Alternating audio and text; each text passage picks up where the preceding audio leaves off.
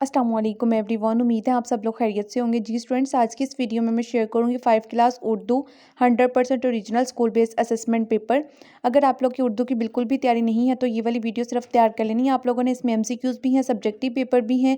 आप लोगों का आज का पेपर बहुत अच्छा हो जाएगा। सारा पेपर आप लोग का इसी के अंदर से अटैम्प्ट होगा। किसी भी स्कूल का पेपर हो, सारा आप लोगों का यही पेपर आएगा जो इस वीडियो में मैं शेयर कर रही हूँ। वीडियो को लास्ट तक क्लास में देखिएगा। सबसे पहले हमारे पास एमसीक्यूज़ है। टोटल 10 एमसीक्यूज़ है। एक एमसीक्यूज़ 2 मार्क्स का, टोटल 20 मार्क्स के एमसीक्यूज़ हैं।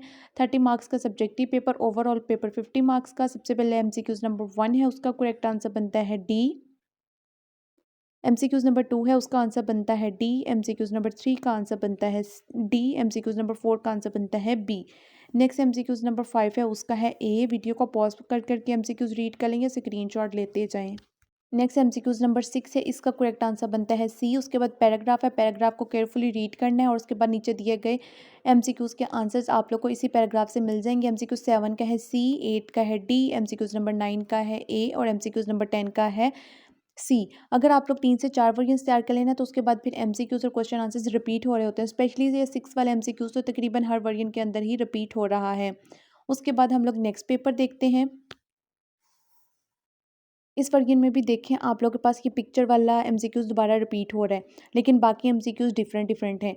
उसके बाद देख लेते हैं एमसीक्यूज़ नंबर 1, उसका करेक्ट आंसर बनता है हमारे पास डी। एमसीक्यूज़ नंबर 2 का है डी, एमसीक्यूज़ नंबर 3 का डी, 4 का है ए, एमसीक्यूज़ नंबर 5 है, उसका आंसर बनता है ए। वीडियो को पॉज करके एमसीक्यूज़ रीड कर लेंगे, स्क्रीनशॉट ले लें।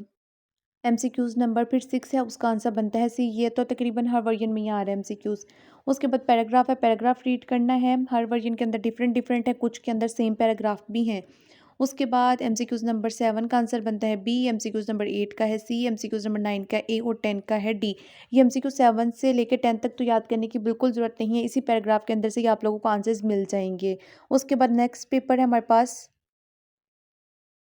एमसीक्यूज नंबर 1 का करेक्ट आंसर है सी, 2 का आंसर बनता है डी, 3 का आंसर बनता है डी, 4 का है ए, एमसीक्यूज नंबर 5 है। उसके बाद एमसीक्यू साथ साथ आप लोगों ने रीड कर लेने हैं, मैं जस्ट आंसर्स शेयर कर रही हूँ। 5 का आंसर है डी, 6 का आंसर बनता है बी। उसके बाद एक पैराग्राफ दिया गया होगा, आप लोगों ने ये पैराग्राफ केयरफुली रीड करना है और उसके बाद एमसीक्यू 7 से 10 तक के आंसर्स आप लोग को इसी पैराग्राफ के अंदर से मिलेंगे। एमसीक्यू 7 का आंसर बनेगा बी, एमसीक्यूज 8 का बी, एमसीक्यूज नंबर 9 का बनता है सी, एमसीक्यूज नंबर 10 का है ए। नेक्स्ट एमसीक्यूज़ देख लेते हैं। एमसीक्यूज़ नंबर 1 का आंसर बनता है हमारे पास डी, एमसीक्यूज़ नंबर 2 का है सी, 3 का है ए, 4 का ए।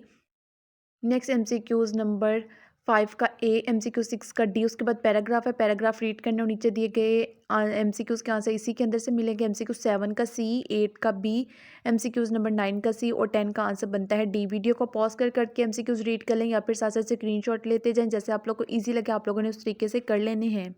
उसके बाद हमारे पास नेक्स्ट एमसीक्यूज़ नंबर 1 का करेक्ट आंसर बनता है डी, 2 का है डी सी, एमसीक्यूज़ नंबर 3 का है डी, एमसीक्यूज़ 4 का है ए, एमसीक्यूज़ नंबर 5 का सी, एमसीक्यूज़ नंबर 6 का है बी। उसके बाद नेक्स्ट हमारे पास एक पैराग्राफ है, पैराग्राफ आप लोगों ने रीड करना है और बाकी एमसीक्यूज़ के आंसर आप लोगों को उसी पैराग्राफ से मिलेंगे। एमसीक्यूज़ नंबर 7 का सी, 8 का है डी, एमसीक्यूज़ नंबर 9 का ए और 10 का बनता है सी। देखने में 10 वर्जन होते हैं, लेकिन वही एमसीक्यूज़ और वही क्वेश्चन आंसर्स बार बार रिपीट हो रहे होते हैं। उसके बाद जो सब्जेक्टिव पेपर हैं जी वो देख लें, पहले पेपर देख लें, उसके बाद हम इन तमाम पेपर्स के आंसर्स देखेंगे। सबसे पहले टोटल 3 सवाल होंगे आप लोगों के पास, सवाल नंबर 11, 12 और 13। 11वां सवाल है हमारे पास, मज़मून लिखना होगा और इस पेपर में आया सफाई के मौजू के ऊपर। ये तकरीबन सफाई वाला तो बहुत वर्जन में रिपीट हो रहा है। 10 नंबर का है। फिर नसर है, नसर आप लोग को सुनाई जाएगी और उसके बाद उसके से सवाल जवाब पूछे जाएंगे, आप लोगों ने उनके आंसर्स करने हैं। उसके बाद सवाल नंबर 13 में अशार को नसर में तब्दील करना है। अब इसमें जो हमारे पास इशारा आए हैं वो है जी, नेकी का पढ़ाया हमको सबक, दिखलाई राह भलाई की। तो ये वाला हमारे पास आया, इसके लास्ट पे हम लोग आंसर भी देखेंगे। उसके बाद हम लोग नेक्स्ट पेपर देख लेते हैं जी। नेक्स्ट पेपर इसमें हमारे पास इल्लामा इकबाल के ऊपर मज़मून है और जो अशार है सेम वही नेकी वाला ही आया है। उसके बाद अगला पेपर देखते हैं। इसमें हमारे पास फिर इल्लामा इकबाल के ऊपर ही आया है। उसके बाद नसर है वो मैं आगे शेयर करूँगी। उसके बाद अशार के नसर जो है इसमें आया है हमारे पास, क्यों बड़ी भी मिजाज कैसे, ये वाला आया है हमारे पास। उसके बाद नेक्स्ट देख लेते हैं। ये वर्जन फिर से रिपीट हो रहा है, इल्लामा इकबाल के ऊपर मज़मून आया। अब देख लें कितने वर्जन्स के अंदर जो है इल्लामा इकबाल ही है। उसके बाद दर्ज झैल अशार को नसर में लिखें, ये भी हमारे पास दोबारा रिपीट हो रहा है। नेकी का पढ़ाया हमको सबक, ये वही वाला आ गया है। ये अगला है, उसमें भी रिपीट है। अब आइए इनके आंसर्स देख लेते हैं। उससे पहले अगर आप लोगों ने अभी तक सब्सक्राइब नहीं किया तो जल्दी से सब्सक्राइब करके बेल आइकन के बटन को प्रेस कर लें ताकि आने वाली तमाम तर वीडियोस के नोटिफिकेशन आप लोग को सबसे पहले पहुंच सके, कोई भी वीडियो मिस ना हो। और डेली बेसिस पे पेपर्स देखने के लिए सब्सक्राइब करें। सबसे पहले मज़मून है, मज़मून इलामा इकबाल के ऊपर है। इलामा मोहम्मद इकबाल बग़ैर सग़ीर के अज़ीम शायर, मुफ़क्कर और फ़लसफ़ी थे। इन्हें शायर मशरिक़ के लक़ब से नवाजा गया। उनकी शायरी में उम्मीद, खुदी और अमल का जिस जज्बे से इज़हार मिलता है वो नौजवानों को बेदार करता है। इकबाल ने उर्दू और फ़ारसी दोनों ज़ुबानों में आला दर्जे की शायरी की और बांगे दारा, बांगे जिब्राईल और ज़रबे कलीम जैसी अहम तसानीफ़ तहरीर की। उन्होंने मुसलमानों को खुद एतमादी, इत्तेहाद और मेहनत का पैगाम दिया और बरसग़ीर के मुसलमानों के लिए एक अलग वतन की तश्कील पेश की।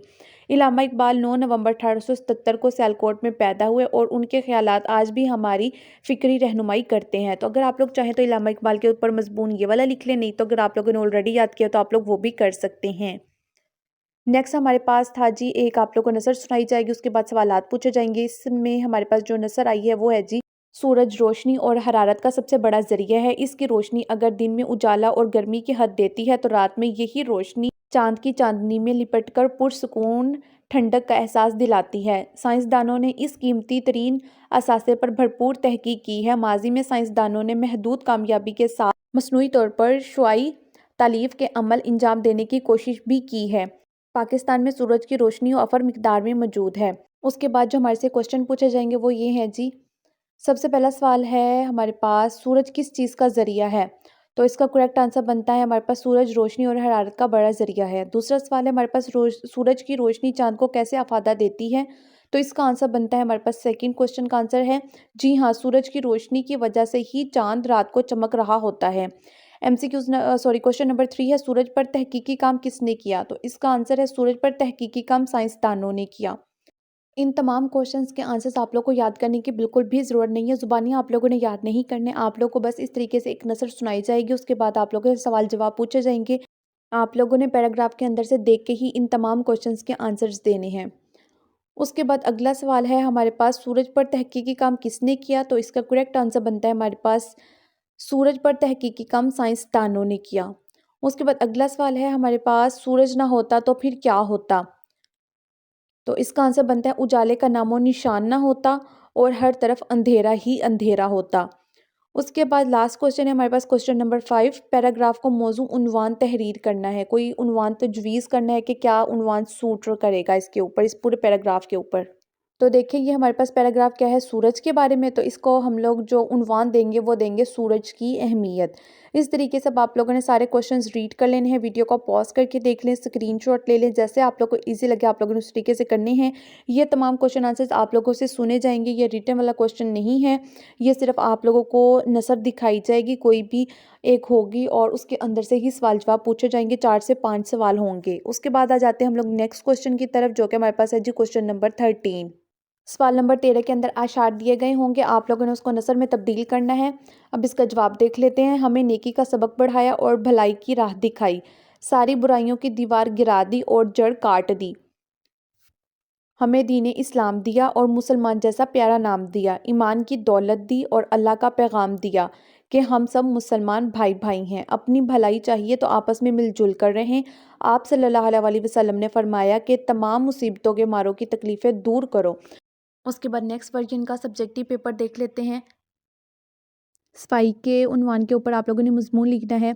अगर आप लोग चाहें तो ये वाला भी तैयार कर सकते हैं, लेकिन अगर ऑलरेडी आप लोगों के पास लिखा हो तो आप लोग वो भी कर सकते हैं। लाजमी नहीं है कि आप लोगों ने यही वाला तैयार करना है। नेक्स्ट क्वेश्चन है हमारे पास, एक नसर दी जाएगी, उसको आप लोगों ने पढ़ना होगा और दिए गए सवालात के जवाब देने होंगे। हमारे पास जो नसर आई है वो है जी, मालूमात और इत्तलात को ज़्यादा से ज़्यादा लोगों तक पहुँचाने के लिए जो ज़राए इस्तेमाल किए जाते हैं उन्हें ज़राए इबलाग कहते हैं। बाकी ये पैराग्राफ आप लोग रीड कर लें। तो ये आप लोग के पास हो गया पैराग्राफ। अब इसमें से क्वेश्चन पूछे जाएंगे। क्वेश्चन क्या है जी, हमारे पास सबसे पहला सवाल है, ज़राए इबलाग किसे कहा जाता है? अगला सवाल है हमारे पास, ज़राए इबलाग की इकसाम के नाम बताने हैं। अगला सवाल है, प्रिंट मीडिया से क्या मुराद है? नेक्स्ट क्वेश्चन है हमारे पास, प्रिंट मीडिया और इलेक्ट्रॉनिक मीडिया में क्या फ़र्क है? और अगला सवाल है हमारे पास, पैराग्राफ को एक मुनासिब उन्वान देना है। अब इसके आंसर्स देख लेते हैं। सबसे पहला क्वेश्चन है हमारे पास, ज़बराई इब्लाग किसे कहते हैं? तो उसका आंसर बनता है पैगाम, मालूमात और इत्तलात को ज़्यादा से ज़्यादा लोगों तक पहुँचाने के लिए जो ज़राए इस्तेमाल किए जाते हैं उन्हें ज़राई इब्लाग कहते हैं। उसके बाद है ये क्वेश्चन था कि ज़राई इब्लाग की कितनी इक़साम है? ज़राई इब्लाग की 2 इक़साम है, print media and electronic media. ये तमाम क्वेश्चंस के आंसर आप लोगों को ऊपर वाले पैराग्राफ के अंदर से ही मिलेंगे। अगला सवाल का जवाब है, ऐसे ज़राई इब्लाग जो मालूमात और इत्तलात को शाया करके लोगों तक पहुँचाते हैं प्रिंट मीडिया कहलाता है, जैसे अखबार, रिसाले वगैरह। और उसके बाद अगला सवाल है, ऐसे ज़राई इब्लाग जो मालूमात और इत्तलात को शाया करके लोगों तक पहुँचाते हैं प्रिंट मीडिया कहलाता है, जैसे अखबारात, रिसाले। ऐसे ज़राई इब्लाग जो बरक़ी लहरों की मदद से इत्तलात लोगों तक पहुँचाते हैं उनको इलेक्ट्रॉनिक मीडिया कहा जाता है। पाकिस्तान में इलेक्ट्रॉनिक मीडिया के ज़राए रेडियो, टेलीविज़न और इंटरनेट हैं। तो ये इसके आंसर्स बन जाते हैं। उसके बाद ये वाला क्वेश्चन है हमारे पास, क्वेश्चन नंबर 13। ये पहले भी रिपीट हो चुका है इसलिए इसको स्किप करते हैं। नेक्स्ट ये रिपीट हो रहा है, इलामा इकबाल वाला है, ये पहले भी रिपीट हो चुका है पिछले वर्जन में, इसलिए इसको स्किप कर दें। उसके बाद ये सूरज की रोशनी वाला जो पैराग्राफ है, इसमें से जो क्वेश्चन पूछे जाएंगे ये भी रिपीट हो चुके हैं, इसको भी आप लोगों ने स्किप कर देना है। उसके बाद आ जाते हैं हम लोग नेक्स्ट क्वेश्चन की तरफ। नेक्स्ट हमारे पास ये सफाई वाला पहले भी हो चुका है, हम लोगों ने पहले ही कर लिया, इसको भी छोड़ दें। और उसके बाद ये मालूमात और इत्तलात को, ये वाला पैराग्राफ भी हो चुका है, ये भी छोड़ दें। देखें यही वाले बार बार रिपीट हो रहे हैं। और लास्ट पे हमारे पास वही वाली नसर है, नेकी वाली, तो ये भी हो चुकी है। उसके बाद नेक्स्ट देख लेते हैं। उसके बाद हमारे पास जो आ रहा है वो ये है नसर वाला। मौजूदा दौर को साइंस और टेक्नोलॉजी का दौर कहा जाता है। हमारी दुनिया अहम तरीन ईजादात से भरी हुई है। मोबाइल फ़ोन, टेलीविज़न, कंप्यूटर, हवाई जहाज़, गाड़ियाँ, अर्ज़ एक से बढ़कर एक ईजाद हमारी ज़िंदगी का हिस्सा है। यूँ तो सभी ईजादात अहम हैं। तो ये वाला है, अब इसके क्वेश्चंस देख लें। मौजूदा दौर को किसका दौर कहा जाता है? इसका आंसर है मौजूदा दौर को साइंस और टेक्नोलॉजी का दौर कहा जाता है। शुरू में कंप्यूटर किस काम आता था? तो शुरू में कंप्यूटर हिसाब किताब और मालूमात और को महफूज करने के लिए काम आता था। इंटरनेट की इजाज़त से कंप्यूटर की अफादियत से क्या असर पड़ता है? तो इसका आंसर है इंटरनेट की इजाज़त से कंप्यूटर की अफादियत बढ़ गई है। उसके बाद अगला है हमारे पास, इंटरनेट की वजह से दुनिया ने किसकी शक्ल इख्तियार कर ली है? तो इसका आंसर है हमारे पास, इंटरनेट की वजह से दुनिया ने एक आलमी गांव की शक्ल इख्तियार कर ली है। अगला सवाल है, इस पैराग्राफ का मौजू उन्वान क्या है? तो इसका मौजू उन्वान है कंप्यूटर की अहमियत। तो यहाँ पे हमारे पास ये पेपर्स कंप्लीट हो जाते हैं। बाकी मिलते हैं अगली वीडियो में, तब तक के लिए अल्लाह हाफ़िज़।